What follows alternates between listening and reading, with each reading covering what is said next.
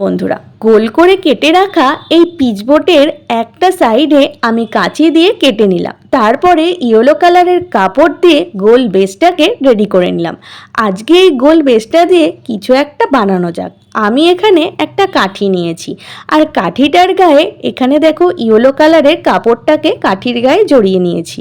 তারপরে আমি ওই বেসটার গায়ে এই কাঠিটাকে আটকে দেব, যাতে কোনো রকমভাবে খুলে না যায়। তার জন্য বেশি করে আঠা লাগিয়ে আমি এই বেসটার গায়ে কাঠিটাকে আটকে একটা পাখার শেপ দিয়ে নিলাম।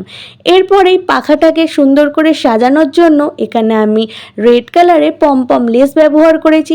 তবে লেসটার গায়ে আঠা লাগিয়ে তারপরে বেসের গায়ে লেসটাকে বসিয়েছি। এরপরে আমি কলকা করে নিচ্ছি। প্রথমে রেড কালারের ফেব্রিক দিয়ে কলকাটা করলাম, আর এই কলকাটাকে আর একটু সুন্দর দেখতে লাগার জন্য এখানে আমি ব্ল্যাক কালারের ফেব্রিক ব্যবহার করেছি, যাতে পাখাটা আরও সুন্দর লাগে। পাখার হাতলেও আমি রেড কালারের ফেব্রিক করে দিলাম।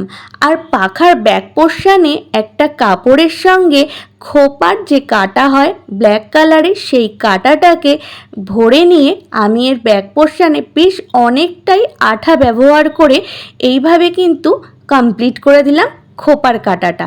তো বন্ধুরা, আমার তৈরি এই পাখা খোপার কাটাটা তোমাদের কেমন লাগলো কমেন্টে জানিও। ভালো লাগলে লাইক দিয়ে সাথে থেকো।